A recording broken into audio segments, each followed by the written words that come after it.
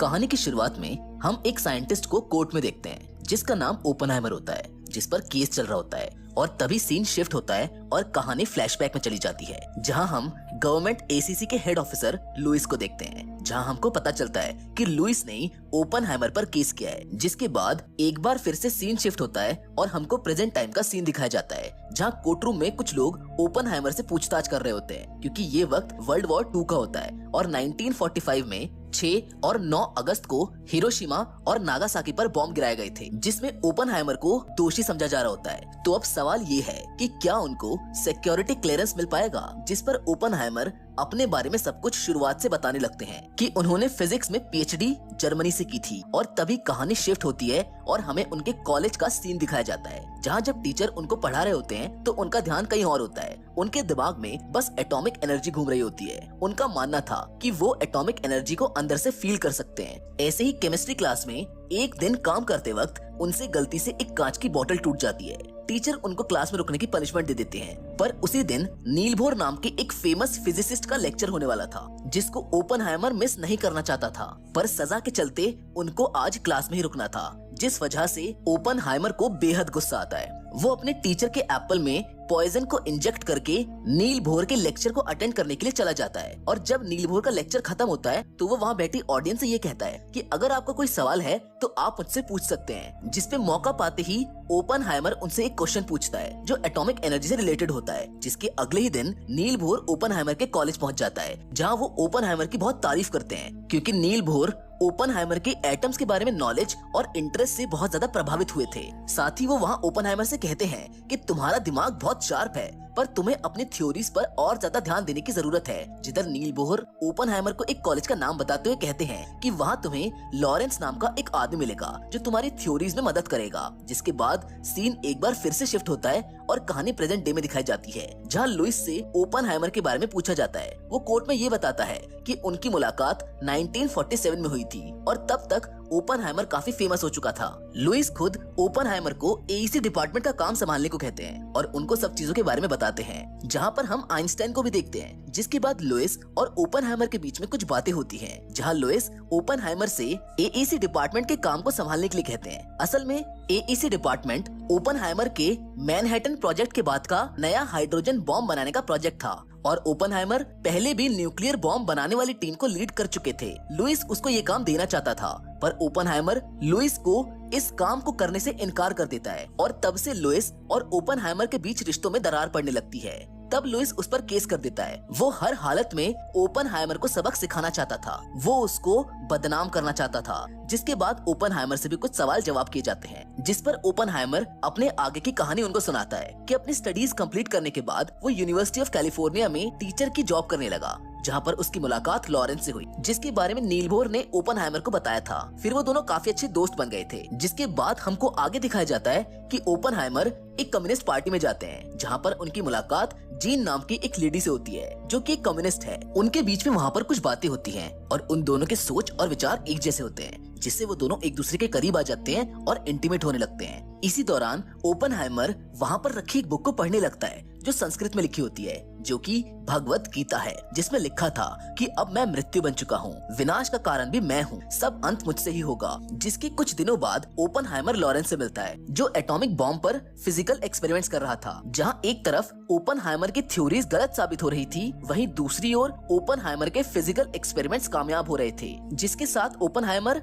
अपनी रिसर्च को जारी रखता है। उसे समझ आ जाता है कि एटम के टुकड़े और उनके पार्टिकल्स का फ्यूजन करके किसी भी तरह का बॉम्ब बनाना पॉसिबल है। और ऐसे ही देखते देखते ओपेनहाइमर अमेरिकन साइंटिस्ट के बीच में अपनी रिसर्च के दम पर फेमस हो जाता है। अब कुछ साल बीत जाते हैं और एक दिन ओपेनहाइमर की मुलाकात किटी नाम की लेडी से होती है, जहाँ किटी ओपेनहाइमर की एटॉमिक थ्योरी से काफी ज्यादा इम्प्रेस हो जाती है। उनके बीच रिलेशन बनने लगता है। हालांकि किटी पहले भी 2 बार शादी कर चुकी है, पर ओपेनहाइमर और किटी के बीच में प्यार बढ़ने लगता है। वो शादी कर लेते हैं। वहीं हम ओपेनहाइमर को जीन के साथ भी देखते हैं, जिसके साथ वो पहले से ही रिलेशन में था। जिधर जीन ओपनहाइमर से उसके साथ रहने को कहती है, क्योंकि उस वक्त जीन की हालत ठीक नहीं होती है, वो मेंटली अनस्टेबल हो चुकी है और उसकी कंडीशन खराब है। पर ओपनहाइमर जीन से ये कहता है कि अब उसकी शादी हो चुकी है और वो जीन के साथ नहीं रह सकता, इसीलिए वो जीन से ब्रेकअप कर लेता है। जिसके कुछ सालों बाद अचानक से ओपनहाइमर के ऑफिस में यूएस जनरल लेस्ली ग्रोव्स आ जाते हैं, जो उसको बताते हैं कि उन्होंने ओपनहाइमर की बहुत तारीफ सुनी है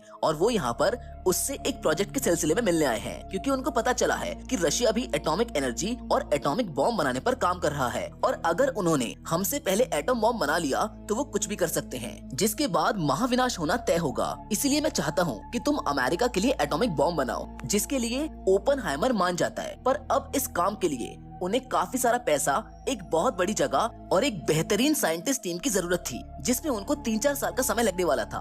अब उनके पास साइंटिस्ट की एक पूरी टीम थी और उन्होंने लॉस एल्मोस नाम की जगह पर एटॉमिक बॉम्ब बनाने का काम शुरू कर दिया। ऐसे ही कुछ महीने बीत जाते हैं, जहां एक दिन एडवर्ड टेलर नाम का साइंटिस्ट अपनी इक्वेशन की थ्योरीज लेकर उसके पास आता है और उनको बताता है कि अगर एटॉमिक एनर्जी के अंदर जरा भी गलती होती है तो वहाँ एक ब्लैक होल क्रिएट हो सकता है, जो अपने आसपास की सभी चीजों को अपने अंदर एब्जॉर्ब कर लेगा, जिससे इतनी बड़ी तबाही होगी कि सब कुछ तबाह हो जाएगा। तभी ओपनहाइमर इस बात का पता लगाने एल्बर्ट आइंस्टाइन के पास पहुंच जाते हैं। ओपनहाइमर आइंस्टाइन को वो थ्योरी दिखाता है, जिस पर आइंस्टाइन भी वही बात करते हैं कि अगर तबाही हुई तो बहुत बड़े पैमाने पर होगी, जिससे दुनिया भी तबाह हो सकती है। जिसके बाद कहानी शिफ्ट होती है और हमको प्रेजेंट टाइम में कोर्ट का सीन दिखाया जाता है, जहां सब बातें कर रहे होते हैं। वहीं पर लेस्ली से ओपनहाइमर के बारे में पूछा जाता है। वो उन्हें बताता है कि ओपनहाइमर अपने देश के प्रति पूरी तरह से वफादार है, जहां ओपनहाइमर भी मौजूद होता है। वो उन्हें बताता है कि वो जीन से होटल में मिला करता था जब वो जिंदा थी, पर उसके कम्युनिस्ट होने की वजह से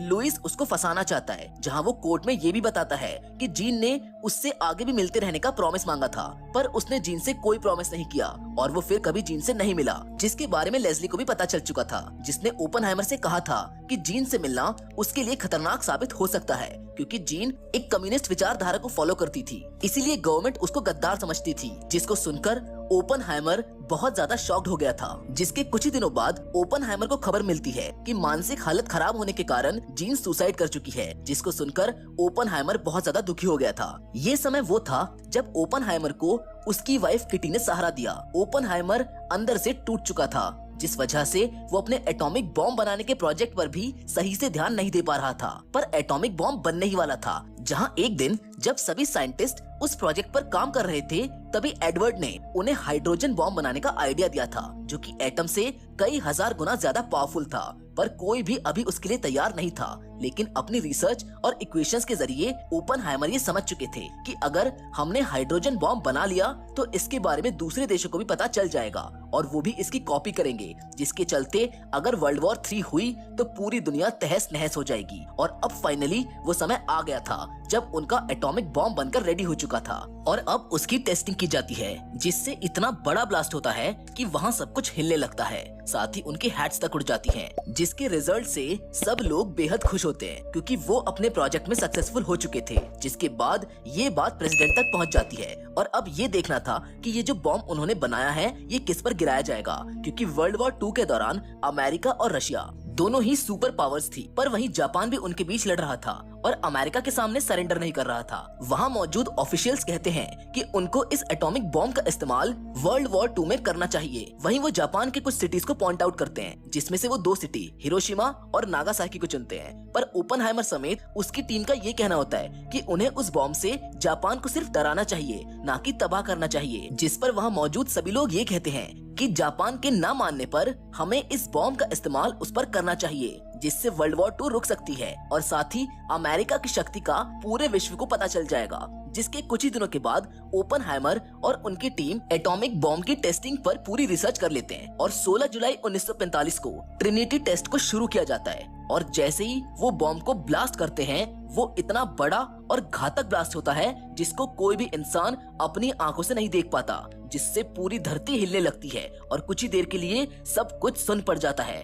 कई मीलों दूर से भी इस ब्लास्ट को देखा जा सकता था, जिससे सभी लोग ओपनहाइमर की बहुत प्रशंसा करते हैं कि आखिर उन्होंने बाकी देशों से पहले इसको बना लिया और अब यूएस गवर्नमेंट रेडी थी जापान की इन दोनों सिटीज पर बॉम्ब को गिराने के लिए। जिसके बाद 6 और 9 अगस्त को हिरोशिमा और नागासाकी पर अमेरिका के द्वारा एटॉमिक बॉम्ब गिरा दिया जाता है, जो काफी तबाही मचा देता है, जिससे हजारों लोग मारे जाते हैं। जिसके कुछ दिन बाद ओपनहाइमर को स्पीच देने के लिए एक जगह पर बुलाया जाता है, जहां ओपनहाइमर अमेरिका की तारीफ करता है और वहां बैठी ऑडियंस बहुत खुश नजर आती है। पर ओपनहाइमर अंदर से बहुत ज्यादा डरा हुआ था, वो बहुत ज्यादा दुखी था, क्योंकि कहीं ना कहीं वो ये बात अच्छे से जानता था कि उसकी वजह से ही कई बेगुनाह लोग मारे गए हैं, कई सारे घर और परिवार उजड़ चुके हैं। वो हादसा इतना दर्दनाक था कि चाहकर भी ओपनहाइमर उसके बारे में सोचना बंद नहीं कर पाता था। जिसके कुछ दिन बाद ओपनहाइमर को यूएस प्रेसिडेंट से मिलने के लिए बुलाया जाता है, जहां वो ओपनहाइमर की खूब तारीफ करते हैं। साथ ही प्रेसिडेंट ओपनहाइमर से कहते हैं कि हमें और भी बॉम्ब बनाने होंगे और मैं चाहता हूं कि इसे तुम और तुम्हारी टीम ही मिलकर बनाएं। पर ओपनहाइमर कुछ खास खुश नहीं दिखता है। वो प्रेसिडेंट से कहता है कि भले ही हमने जीत हासिल कर ली हो और वर्ल्ड वॉर 2 खत्म हो गई हो, पर अब हमें इसको यही रोक देना चाहिए, क्योंकि बॉम्ब बनाने की होड़ में बाकी सभी देशों से झगड़ा होना संभव है और अगर ऐसा हुआ तो इस बार लाखों नहीं करोड़ों लोग मारे जाएंगे, जिसका दोषी मैं खुद को मानता रहूंगा। जिस पर प्रेसिडेंट उससे कहते हैं कि तुम ऐसा बिल्कुल मत सोचो, क्योंकि तुमने बस अपना काम किया है, तुमने बॉम्ब नहीं गिराया, बॉम्ब मैंने गिराया है, तो दोषी मैं हुआ, ना कि तुम। इसलिए आगे भी बॉम्ब बनाने का काम चलता रहना चाहिए। जिसके बाद कहानी शिफ्ट होती है और हमें प्रेजेंट का सीन दिखाया जाता है, जहां कोर्ट रूम में मौजूद सभी साइंटिस्ट, पुलिस ऑफिसर्स और लॉयर्स इस बारे में बातें करने लगते हैं कि आखिर कौन कौन इस प्रोजेक्ट में कैसे कैसे जुड़ा हुआ था। और तब हमको पता चलता है कि लुइस ने ही ऐसी सिचुएशन क्रिएट की जिससे ओपनहाइमर पर इतना प्रेशर पड़ा कि वो एक ऐसा वेपन बना दे जिससे तबाही होना तय था। और लुइस ने ऐसा इसलिए किया क्योंकि वो ओपनहाइमर से बदला लेना चाहता था, क्योंकि कई बार ओपनहाइमर की वजह से उसको बेइज्जती का सामना करना पड़ा। और जब कोर्ट में ये सब बातें हो रही होती हैं और ओपनहाइमर पर ये सब इल्जाम लगाए जा रहे होते हैं, तभी ओपनहाइमर की वाइफ किटी वहाँ पर आ जाती है, जो सबको बता देती है कि ये सब साजिश लुइस स्ट्रॉस की है। और अंत में ओपनहाइमर को सिक्योरिटी क्लियरेंस मिल जाता है, उस पर लगे सभी इल्जाम हट जाते हैं। जिसके बाद कहानी के अंत में वही सीन दिखाया जाता है जब एल्बर्ट आइंस्टाइन और ओपनहाइमर के बीच में कुछ बातें होती हैं। और ये वो वक्त होता है जब ओपनहाइमर ने आइंस्टाइन को हाइड्रोजन बॉम्बिंग की इक्वेशन दिखाई थी, जो ओपनहाइमर से ये कहता है कि ये तबाही का एक बहुत बड़ा रूप ले सकती है, तो तुम कोशिश करना कि ये सब रुक जाए। जिस पर ओपनहाइमर एल्बर्ट आइंस्टाइन से कहता है कि जब मैं आपके पास ये इक्वेशन लेकर आया था तब हम दोनों को पता था कि इससे दुनिया तबाह हो सकती है। जिस पर आइंस्टाइन हाँ में जवाब देते हैं और वहाँ से चले जाते हैं। असल में ओपनहाइमर को पहले ही पता चल चुका था कि हाइड्रोजन पावर भी अस्तित्व में आएगी। साथ ही में वो ये भी जानता था कि अगर वो अस्तित्व में आई तो दुनिया तबाह हो सकती है।